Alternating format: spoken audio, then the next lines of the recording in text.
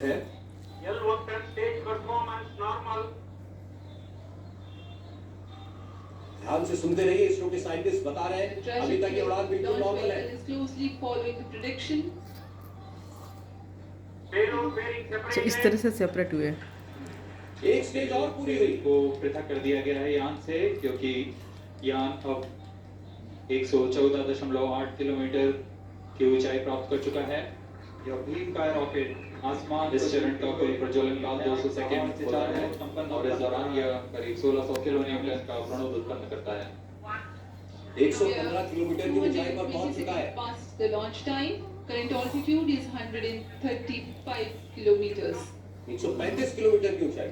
In the 200 seconds of its operation, the L110 stage carries the rocket up to 175.5 kilometers altitude and imparts a relative velocity of 4.18 kilometers per second, that is 250 kilometers every minute.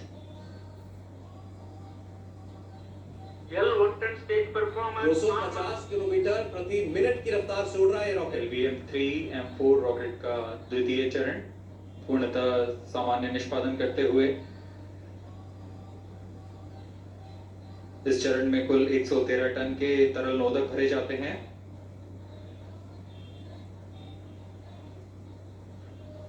N2O4 तथा UH-25 अर्थ storable propellant को ईंधन के रूप में प्रयोग किया जाता है इस चरण में।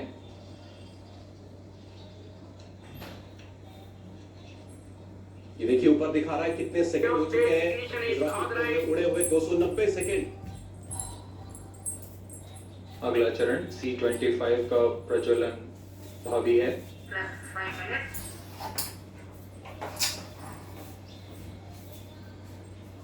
और अब शायद क्रायोजेनिक स्टेज आती है। Thrust cut off and Last separated. C-25 ignition command. Temperature बहुत 25 है ignition confirmed. तो ये नॉर्मल फ्यू तो काम करेगा तो नेक्स्ट वाला That's स्टेज a चालू piece हो of गया। really good news that the third stage has started its operation. The C-25 stage has been ignited. जी हाँ, एक बहुत ही जटिल थर्ड स्टेज कामयाबी के साथ शुरू हो चुकी है।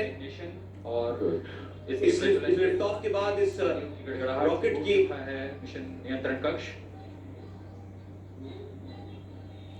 तृतीय चरण C-25 वर्तमान में प्रणोद उत्पन्न कर रहा है। पूर्णतः सामान्य, सभी तंत्र पूर्णतः सामान्य हैं। अभी तक सब पैरामीटर जो है वो बिल्कुल सामान्य बताए जा रहे हैं। Roasting background is what the stage develops. With its Raghavan आप भी बताते रहे हमें जानकारी वहां से। बिल्कुल देखिए सौरभ, बहुत ही जटिल प्रक्रिया होती है एक प्रणोदन की, एक लॉन्च की, जिसमें सबसे पहली बात हम बताते हैं कि वातावरण से उस सैटेलाइट को बहुत सुरक्षित निकाल कर ले जाना होता है। वहाँ पर घर्षण की बहुत सारी संभावनाएं होती है, इसलिए भारी भरकम एक ऊष्मा कवच उसमें लगाया जाता है और हमेशा वैज्ञानिकों को इस बात को लेकर उनकी धड़कनें तेजी से धड़कती है कि कहीं ये ऊष्मा कवच बाहर सेपरेशन से उस प्रक्रिया से कहीं ना कहीं उसमें गड़बड़ी नहीं हो जाए, क्योंकि ऐसा पहले होते हुए देखा है। इसमें अगर हम देखें चंद्रयान-3 सैटेलाइट की बात करें तो दोनों ही जटिल प्रक्रियाएं, चाहे वो ऊष्मा कवच प्रच्छेदन की बात हो या फिर उसके बाद क्रायोजेनिक स्टेज जिसमें क्रायोजेनिक इंजन जो है वो फायर होता है, उसके बाद हम पृथ्वी की वांछित कक्षा में सैटेलाइट को लेकर जाते हैं, जो अभी प्रक्रिया फिलहाल चल रही है स्टेज 3 सेपरेशन की जिसे कहा जाता है, वो बहुत ही प्रिसिशन के साथ की गई है। ये पूरा एक कह सकते हैं कि एक जो लॉग बुक लिखी जाती है इसरो के वैज्ञानिकों की तरह से, जिस ग्राफिकल डॉट को आप देखकर समझ पा रहे होंगे,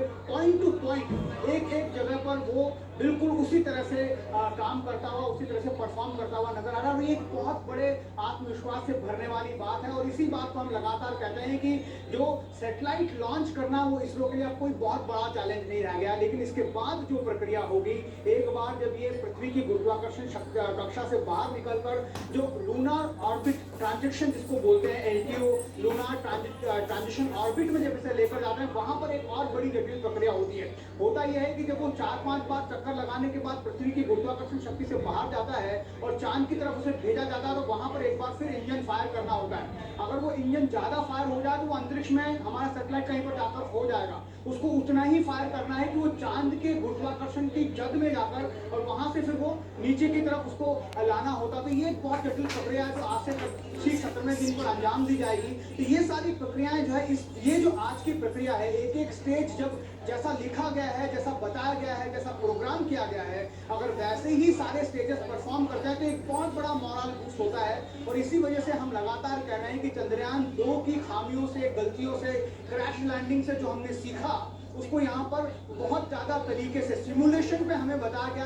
इसरो के वैज्ञानिक हमें बताते हैं सर कि 2 साल तक लगातार सिमुलेशन प्रैक्टिस चंद्रयान 3 सैटेलाइट को लेकर की गई। तो आप अंदाजा लगाइए कितना वक्त हमारे वैज्ञानिकों ने इस मिशन को कामयाब बनाने के लिए लगाया है। और यही वजह है कि हम देख रहे हैं कि जब आज लिफ्ट ऑफ एकदम नॉर्मल था, उसके बाद जो स्टेजेस सेपरेशन है वो सारी प्रक्रियाएं एकदम सामान्य तरीके से चल रही हैं। और यही बात जो है हमें आत्मविश्वास दिलाती है कि आने वाले समय में 29 अगस्त की शाम 5:47